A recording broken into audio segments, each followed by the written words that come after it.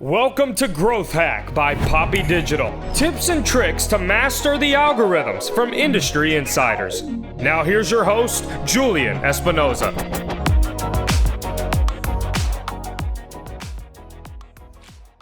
Welcome back to Growth Hack, where we break down marketing channels such as Google, Facebook, Instagram, and show them how to make them work for you. Over the past 4 episodes this season, we've looked at the state of digital marketing, why digital marketing often fails, how to build the target audience, what type of content, and where you should market that content. Today's episode, we will be getting into the weeds about video. Social media has changed marketing in a big way, and the demand for video content has dramatically increased. At this point, video is almost a requirement to market effectively on these platforms. The challenges that businesses have is that they don't have a video production staff at the ready. How are businesses supposed to navigate these waters? Today, we're interviewing Ben Amos of Innovate Media and the host of Engage Video Marketing Podcast. We discuss strategies on how to build video for each step of the consumer journey, starting at the top of the funnel all the way down to the bottom of the funnel. If you're new to this podcast, we promised our listeners real-world campaign examples.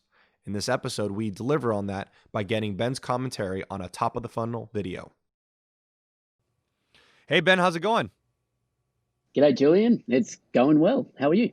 You're in the future, aren't you? That's right. Yeah, it is tomorrow, your time. Time zones are weird, right? A little bit. You're in what part of Australia? So I'm in Queensland, Australia, on the east coast, and it's coming into summer here as well. There you go. So you guys got great white sharks over there? There are, yeah. We don't see them every day, but they're out there somewhere. Nice. Lots of things to kill you down here. Oh, man. Oh, shoot. Well, thank you for coming on. You and I have had some really interesting conversations around organic. We, on this particular podcast and what we do at Poppy Digital, we focus a lot on paid. And I think what we're going to be talking a lot about today is organic. So I'm really, really excited.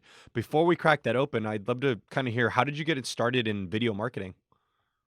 Yeah, so my journey into video marketing and video strategy that I work in today really comes from video as a background. So, ever since I was a teenager, basically, I was interested in video creation.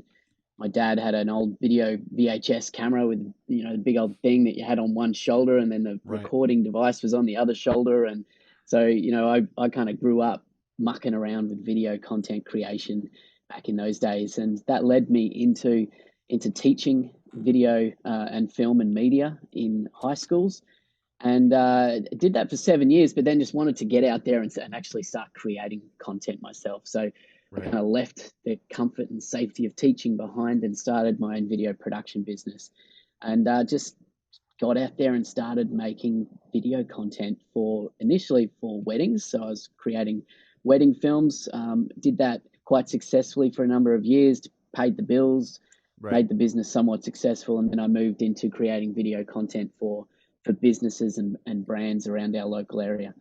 What that ended up leading to was a realization about 5 years ago that what we were doing in producing video content for businesses locally, we were probably failing them somewhat. And what I mean by that is we were delivering video content and everyone was happy with the videos that we had created. Our clients were happy. We got paid. We moved on to go and find the next video production client. But then I would check back in on what that client had actually done with that video. And all they'd done is, in one particular case, they'd just uploaded it to YouTube, and it had amassed like 34 views in 6 months. And clearly that didn't return on the investment that they had outlaid on that video content. So it made me realize, as I kind of saw this more and more with the clients that we were working with, that there was something missing, and that something was the video marketing strategy, and we weren't delivering that for them. They weren't doing that themselves. So I realized that we needed to change, and that kind of kicked off for me this movement into video strategy and video marketing. And now 6 years later, that's the core of what we do in my business. Well, it's really interesting. You mentioned seeing that. I don't think a lot of creators who specialize in production, they don't recognize that. They're looking for, as you said, they're looking for the next project. Whereas if you were able to help the client on the distribution side, show a KPI, show a result, the client's going to come right back, right? maybe Absolutely. not next month, but maybe next quarter, right? Or several times throughout the year. And it was really, really interesting is because I came about it from a distribution standpoint. I knew how to distribute everything really well, but I didn't know how to do video production very well. And when I mean not very well, I didn't know how to do it at all. I had never done it. And what I quickly realized is creators, production companies, they didn't know how to get a client to come back. Typically, their client cycle was one client would come back to them every 3 or 4 years. And I mean, it's hard to pay the bills when you don't know when where your customers are coming from. So Yeah. I definitely you and I definitely saw, I mean, I think that's why we get along. We definitely saw something happening and started building our companies in a way where it addressed these things. So what's really again what I really like about the content that you put out and what I've heard you've talk about and what we've spoken is how much you rely on the organic side. Because frankly, I can't move the needle unless I'm doing paid, just myself. So I think I'm going to learn some stuff from you today. So we can crack this open 7 ways a Sunday. Let's just start. What are you guys doing on the organic side? And just start there. Sure. I mean, what it comes down to and what you're touching on there, Julian, is that the desire and need for video content in the world of digital business or doing any business these days is increasing Right. dramatically and continues to increase. Every social media platform is a video platform. And because of that, the the need to create more organic content using video as a medium is just it's something that every business feels. Now, obviously, when it comes to paid strategies, paid is just really a way of moving people quicker through to a result, really. Sure. But when it comes to organic, you really need to think of it as the slow burn. It's the undercurrent of content that's going to help build relationships with your prospects and your clients, your audience over time. And the way that we look at organic video content in a strategy is about understanding the customer journey that the customer is taking, whether or not you're communicating to the customer or not. Okay, Mm, so the idea that a customer is moving from a realization of a need that will eventually lead them to make a purchasing decision, whatever that may be. And then after they make that purchase, the journey continues into that phase of advocacy and loyalty, whether they buy again from that company, right? mm, So when you kind of map out that customer journey, we can really clearly see across that full customer funnel that right. there are different ways to use video organically to reach and communicate to your ideal audience at different stages along that journey. So Mm, at its kind of at its surface level, that's what we look at and how we approach video content organically for a business. It's about understanding the journey that people are going on to buy from you and talking to them in different ways using video and different platforms for video across that full funnel. right. So I have two questions that are looming in my head based on what you said. The first thing really, really, I really try and I'm like trying to hold off on it because I think it's its own part of its discussion. But let's crack it open for a second. Actually, now that I think about it, Sure. how are we tracking results, and how are we showing our clients that there is a benefit to doing what you're doing? Sure. Look, I think what it comes down to with organic is Mhm. that the metrics that matter at any different stage of that journey that we're talking about that the customer's going on are Mhm. going to change based on the types of content that you're going to be releasing.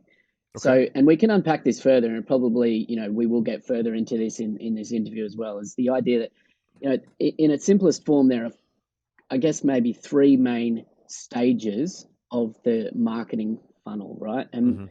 typically, that's broken down into the awareness stage, the Right. consideration stage, and then the conversion stage. So Sure. your audience of marketers understand that basic customer funnel, Yep. right? So when we look at those three main stages, we can look at different goals for organic video content across those three stages. So in the awareness stage, which is for people who are effectively cold audiences or haven't really heard about you and your brand before, the goal there is what I call brand positioning. So brand positioning content Mhm. needs to take a different approach to content that's further down the funnel, like for conversion or for making a sale. Sure. So brand positioning content, typically it needs to connect on an emotional level with your audience, because people buy with emotion and they justify that decision with logic and reasoning further down the funnel, right? So if you can make the right emotional connection with your ideal target audience through telling great stories, through using video that helps them understand that you get them, that you're the right fit for them, that they can actually like you and your brand and what you stand for.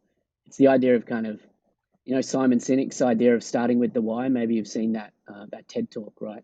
And he talks about I the have. idea of good, powerful communication starts with the why and then moves out to communicating what you do. And that's the same way that humans kind of work, right? We need to So connect emotionally first. yeah, the top of the funnel, like most of the people listening to this should know what top of the funnel awareness is. Yeah, So when I appreciate the logic, when you have to report to your customer, like, are you showing them numbers of impressions? How are you? What kind of metrics are you showing them to prove that we were successful in our awareness stage? cool.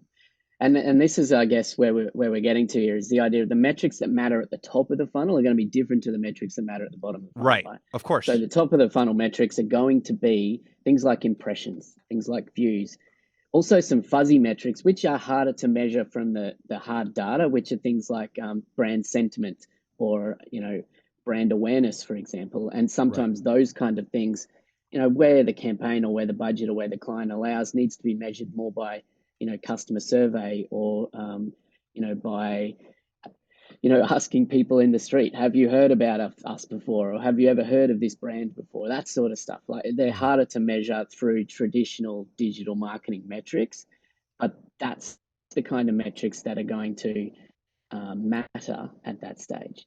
So for our clients, Right. just anecdotally, what we kind of, well, what we tend to see is that for top of funnel content, Mhm. they're often not as focused on it leading to a direct return on investment as Sure. far as dollar sales. What they want to know is that clients are coming to them feeling like they get them and they know them and they better understand what that brand or business does. And that's kind of immeasurable. Now, again, I don't know your reporting style and how detailed the reporting is. Do you break down your reporting down to the uh, step in the funnel, or how do you organize your reporting? So we tend to work with clients at different steps of that, at different stages of that funnel. So Mhm. we don't have a lot of clients that we're basically working across the full funnel at all the time, right? So, for example, we'll identify with a client that where they need to focus right now is top of funnel, increasing awareness of their brand. So we work with them on campaigns, on videos that are designed to, build that brand positioning. And then the data we're reporting back to them on, or what we're paying attention to, is those kind of metrics that we talked about there. So impressions, Got it. views, Okay. reach and engagement, those So the kinds of way things. the way you'll approach it is you will do a needs assessment of the client. You'll do some what people refer to in the industry as discovery. You'll do Hmm. discovery, and you'll determine what stage of the funnel you should be focusing on for their organization. Um, at that point, then you run a campaign based on that, and then you're reporting on those metrics. So 100%. before Yep. we leave awareness, um, my thought is, okay, so you could be reporting on the metrics of impressions and viewership. Do you report at the CPM level? Typically, typically not unless there's some um, paid spend behind promotion or Mhm. amplification of that content, Okay. which Okay. isn't always the case. Like Sure. obviously, paid can work across this organic strategy to get more people into the funnel or show more people this content. And so for a CPM, that's where you'd want to be tracking that, right? So that Right. you're spending the money in the right way. It was interesting. I was looking at it a little differently because um, I'm assuming you charge your clients for video production, right? Yeah. Yeah.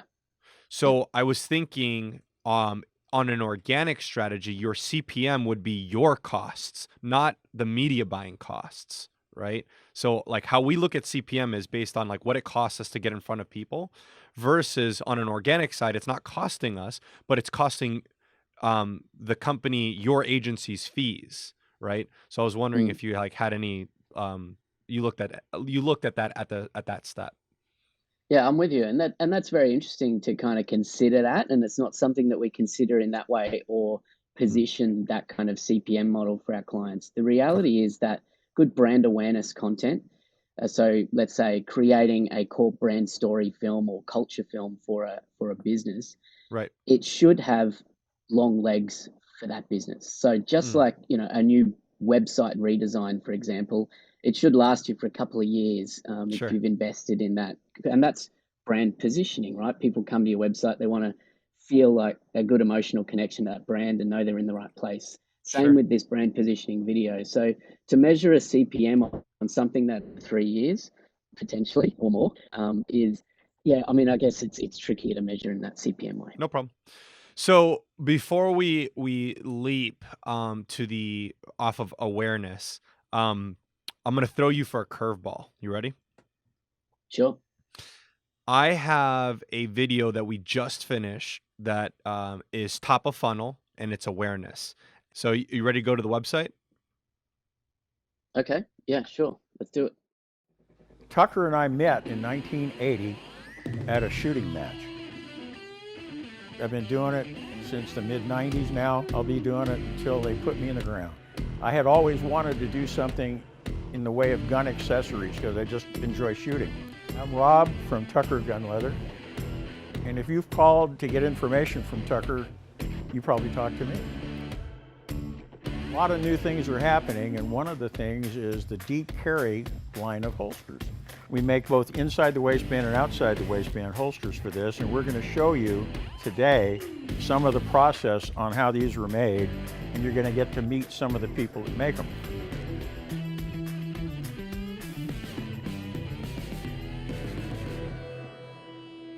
Hi, my name's Charles Bird. I run Tucker and Bird Holsters.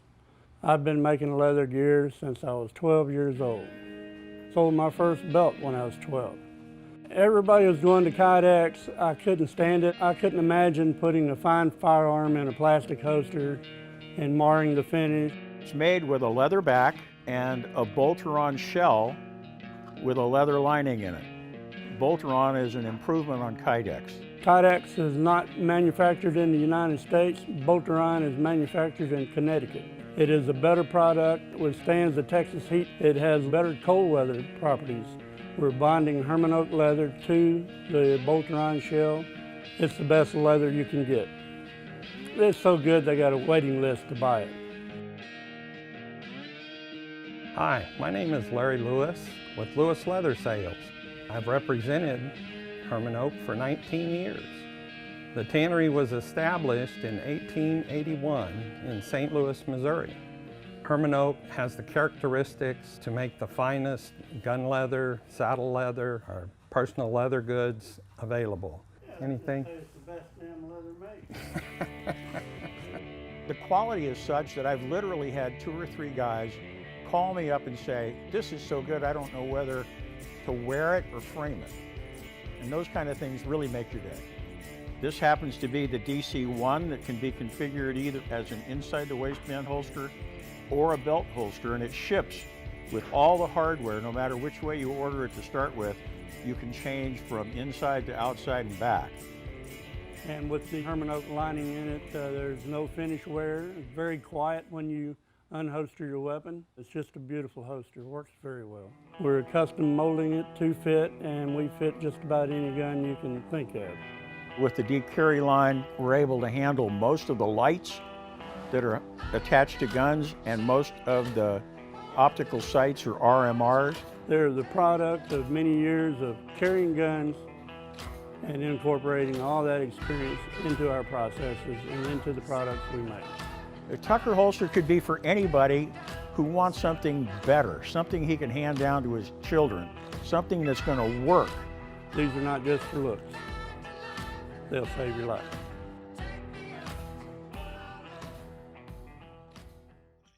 Welcome back. You just finished watching the Tucker Gun Leather deep carry process video. I want you to know that I want you to be very honest with us, right? Our listeners want to know exactly, even though it was produced by my company, we want to hear the honesty behind it. So for the good, the bad, and the worst, let's hear it. What do you got? Absolutely, sure. A couple of things, and remembering that I've literally just watched this video once right now. So I'm going to try my best to kind of break down what I noticed and as I was watching that. Well, first of all, it was really well shot. Okay, so for top of funnel content, which is what this is intended to be, And you're referring to cinematically sorry, speaking. yeah, as far as production quality, Yep. looked spot on to me, like well produced, which is good. You know, but for top of funnel content, imagining that someone hasn't come across Tucker Gun Leather before, the idea that you want to give a good impression of the brand. So being aware of the brand before, so Tucker Gun Leather being the brand here, you want to give a good impression of the brand so that it, you know, people know that it's a trusted company. So by investing in production quality at the top of the funnel, they've made the right decision there for sure. So that's kind of my first impression. And break down what are those things that you saw. Like, a lot of our audience, what they don't understand is having a director, having an assistant camera, having a DP, having a assistant director. Talk to us a little bit about what you potentially think happened in this production that increased the quality of it.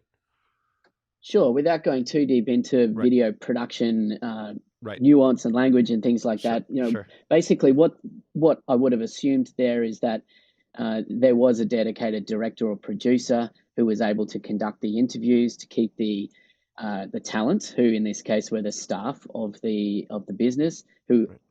I use the word talent, but they're obviously not used to being on camera. Many course. business people aren't used to being on camera. So the skill of a producer or director there who can focus on getting a relaxed interview from the people in the business really can't be underestimated. And also what I note there is that it's not scripted. It hasn't been scripted. This is the way we tend to focus on these sorts of videos as well, is it needs to be authentic and natural and from the heart, from the people. Right. Because people buy from people, right? And if you over script it, then it can come across inauthentic and staged. Right. Right. So there's that element. The other element of production there, it was, you know, the time was taken and the investment was taken in lighting, in camera equipment, in taking the time to get quality B-roll. B-roll being the additional footage that was used to overlay over the court interviews to actually, you know, show some of the workmanship of the product and things like that. So by investing in some production value, they're creating a video that's going to give the right brand impression at the top of the funnel. So that's focused on the technical stuff. Now let's talk about the messaging, I think, because this is where I think that probably could get a little bit critical without being overly critical, because overly, I think this was good and well done for what it's intended to do. Where I tend to advise people here at the top of the funnel is not to try and do too much with one video. Okay, the idea is if people are watching this video and they're a cold audience, so they're not really sure if they're going to buy from you or if they're going to buy at all, or they're doing their research. The goal here is to just get the right emotional connection so that people are like, okay, you've got me, I've bought in, now I'm going to see if I'm going to buy from you. So now I'm going to go further down this journey. And in the case of a website, so this video being front page of the website, the goal here is to get people to stop searching and to keep searching down your page, not to go back to Google search, basically. This video specifically, I think, potentially could have been, the ideas that were communicated in the video could have been broken down into a couple of different videos. So you establish the business, you establish the people, the emotional connection. These people obviously, very passionate about the industry, about the quality of products, about the American manufacturing and American sourcing of products. They're passionate about, about gun carrying as well, so they're passionate, and that comes through really nicely. There's also a history there, which subtly was communicated, which I think communicates the right message for this brand or business, like a history of the company. Right. real people, real Americans, right? Which I think will resonate with the target audience there. Sure. Then the video then went on to communicate some more specifics of different products that they have. So more of the detail, the rational stuff of, you know, what's the term? The materials that they're manufactured from, some of the specifics of how their different product range. So like Sure. inside the belt carry or outside the belt carry. Some of that is getting, I feel, a bit too deep, and that can be broken down into further videos that people can actually explore when they're looking at those different ranges and things like that. So I think potentially at 3.5 minutes for that video, it could have been brought down to closer to 2 minutes, which for online attention spans, probably for top of funnel is going to be more effective. Right. But often you are up against the idea of clients wanting to get everything in a video, right? Sure. So I know as a producer, then that can be tricky. So interested to hear from you if you have any insight on how that played out with that client. Yeah, so we've been working at this particular project for almost a year now. All the B-roll you saw was shot first. We just shot A-roll footage. So for my audience that may not know A-roll, B-roll, B-roll is, and you guys will see this if you're watching this on YouTube, you'll see all the footage of the talent using the product, them pulling it out the gun, them on the gun range, all the footage where they're not speaking. A-roll is the footage where they're actually speaking. So we shot all the B-roll footage first over, I think it was almost a year ago. The A-roll footage we just shot last month and started chopping up and creating edits. And we created this first top of funnel video to start marketing. And I'm actually using it for paid promotion in this particular example. It's actually currently running and active running today. We're testing it with 3 or 4 different audiences to kind of gather the feedback. What I think I'm hearing from you is, and correct me if I'm wrong, this video that you're saying, it has awareness, it has consideration, and it has what's the bottom? It's leaning towards conversion. It's not doing a hard pitch though. So I think Right. it's pretty much trying to do the job of 2 stages of the funnel there, Right. awareness and consideration. Whereas I feel that you could position that edit slightly differently as being purely about awareness, and then the goal of that video is to move them through into the consideration phase, which is, you know, maybe it's in an ad funnel, it's about retargeting, or maybe it's about getting them to the product pages of the website, or to spend more time reading through more information on the e-commerce site and that sort of thing. I have a question for you. Knowing the differences between what we're referring to as awareness versus versus consideration. Again, you've only seen it once, so if you don't remember, that's fine.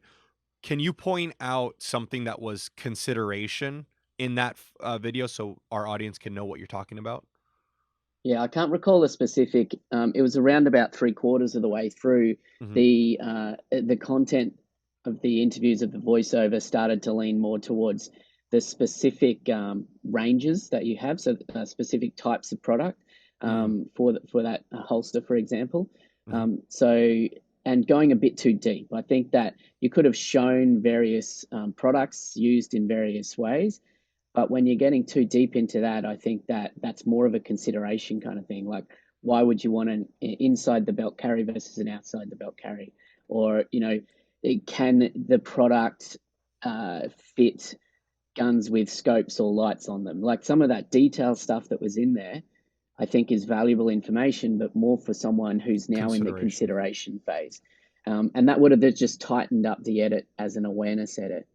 I think I just want to add one more thing there, which stood out to me, and it was somewhat done, but I think it could have been more deliberately focused on, which for a brand story video, which is effectively what this is trying to be, the Tucker gun leather story, right? At the top of funnel, like who are these guys and why do they exist and what are they passionate about and what's important to them.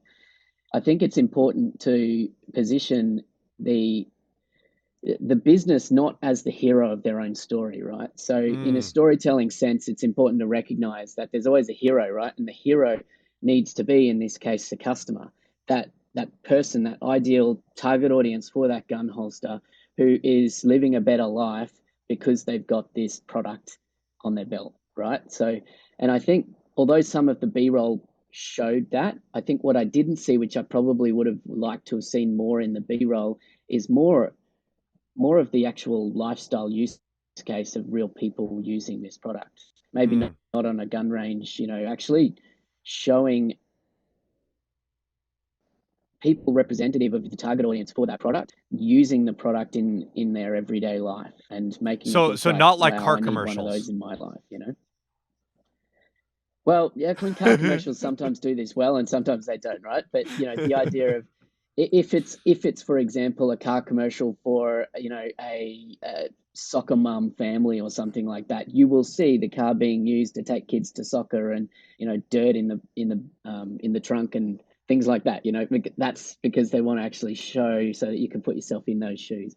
And again, I've only seen that video once, but I would have liked to have seen a stronger emphasis on the audience, the ideal target audience as the hero in that. And even in some of the language from the guys from the company there, to say, we do things this way, but position it that it's because it provides a better result for our audience, our customers, right? So subtle little stuff like that, which I think could have been a bit more strongly done. There was elements of that in there, but for that type of video, it's people watching this, it's important to recognize they don't care about you. They don't care about your business, right? They don't care whether you've been established 50 years and your grandfather invented this thing, 100 years ago or whatever. Like, what they care about is, okay, well, how this is going to help me achieve a better outcome in my life. Right. Well, thank you for being such a trooper and going through the process. In my teaser episode 0, when I did my promo, we promised our audience that we would be showing real world campaigns that are actually live and having experts review the type of things that we're doing and seeing, how they could be better, the failures, the successes. So thank you for that. One thing that I have had to do with my customers is really work on making sure video production can be affordable, right? You and I know we can make a $3,000 budget. We can also make a $50,000 budget pretty quickly.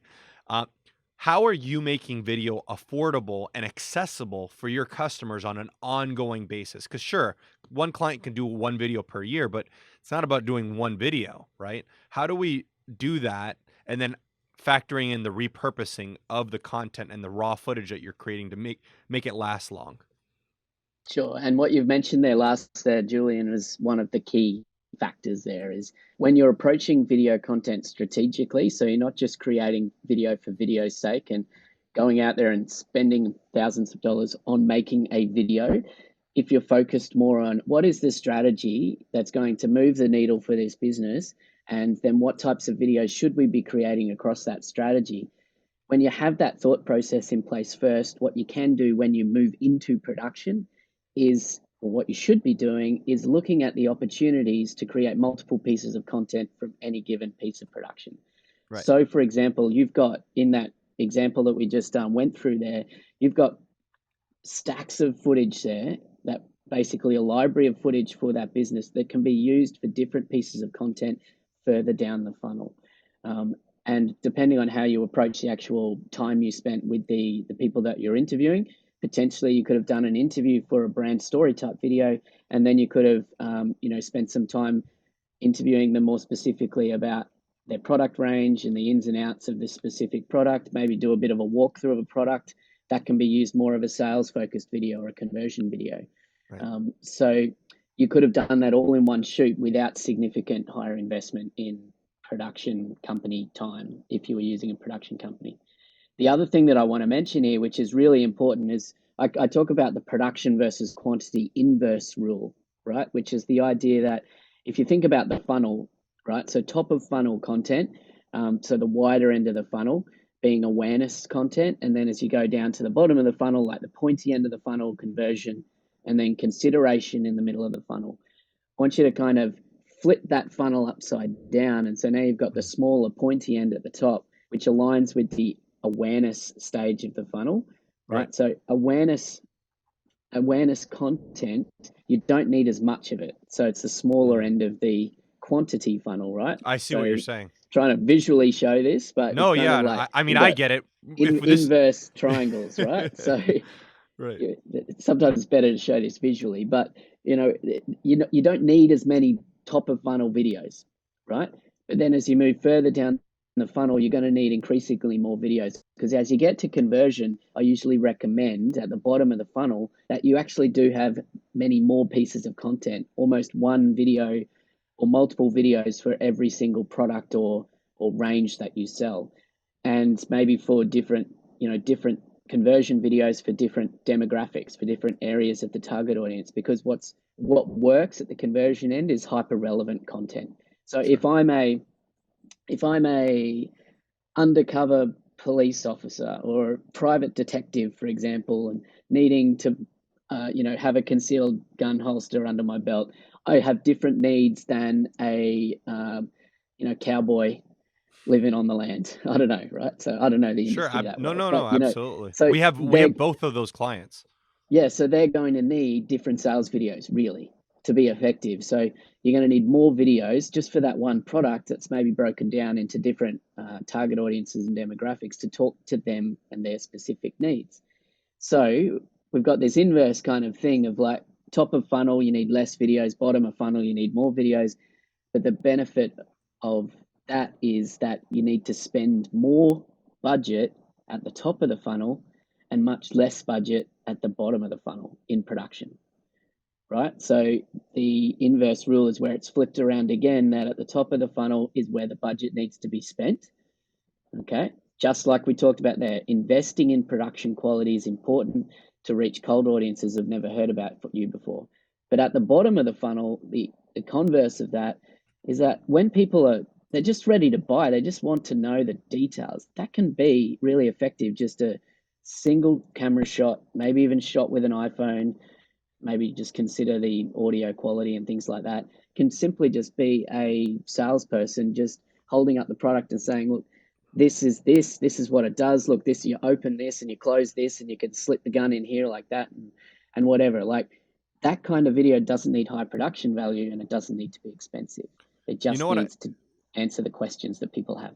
What I've heard from other marketers echoes, I believe, what you're talking about, and tell me if this is something you've seen. User-generated content performs really well at the bottom of the funnel.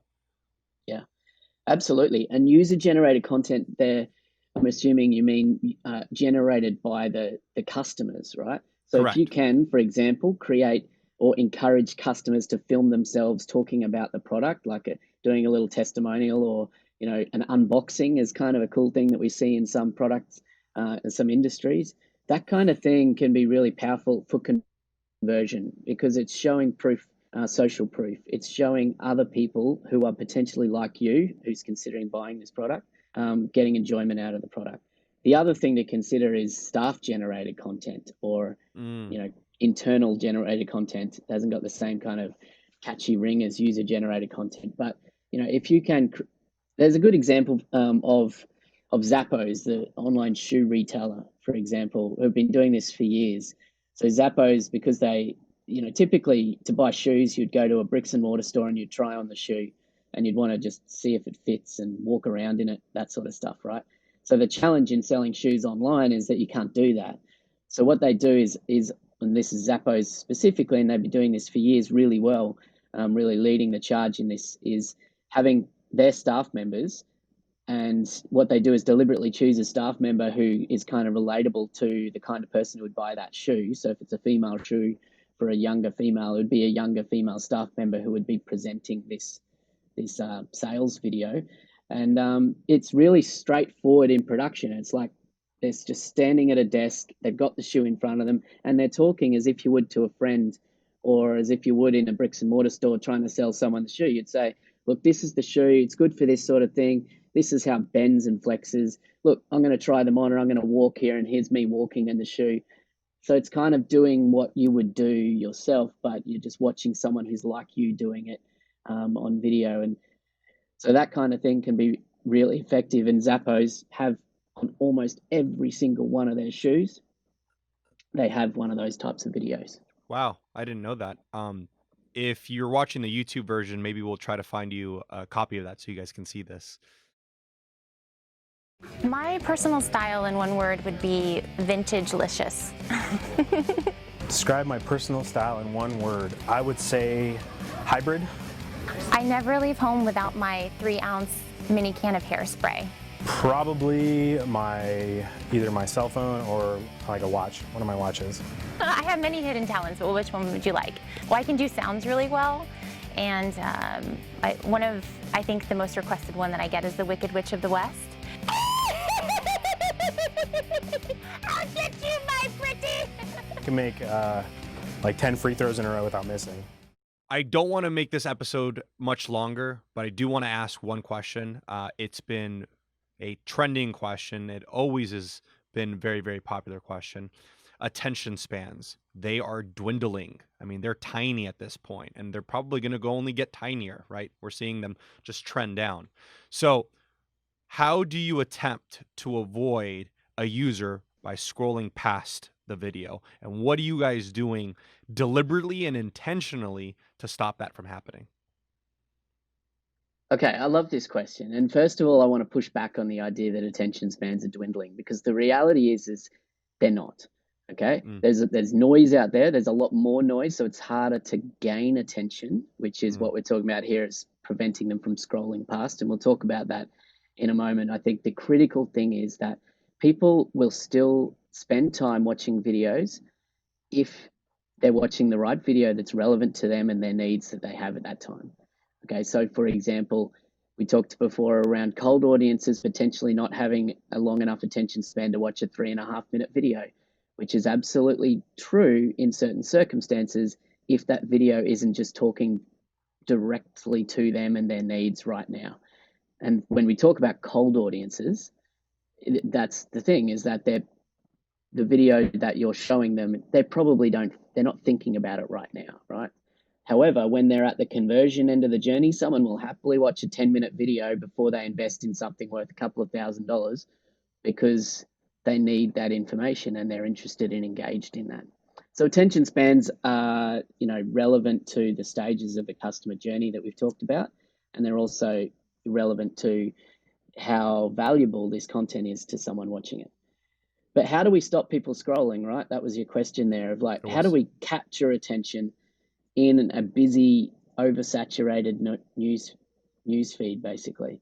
And what it comes down to is two things. It's about creating content that's native to the platform in whatever ways possible. So what I mean by that is, if it's a video that is being displayed on Instagram, then you need to be considering the native aspects of Instagram, which is creating in a square aspect ratio, for example, using a highly visual opening couple of seconds, because it auto plays in an Instagram feed. So you need to, or it auto plays with the sound off in an Instagram feed. So you need to recognize you've got 1 or 2 seconds before someone scrolled past that. How are you going to capture their visual attention with something that is about them or the pain they're feeling, or something that's going to pattern interrupt their day, to kind of stop them scrolling and go, oh, what is that? Or, oh, I need to know more about that. Or that looks interesting to me. So visual hooks at the start is really important.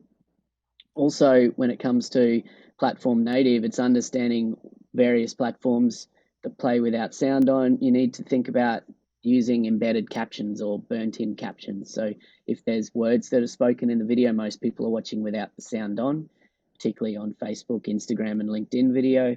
So you need to be burning in the captions there, which is basically the words that are said are text on the screen at the same time, so people can absolutely watch without the sound on. So there are a couple of key tips.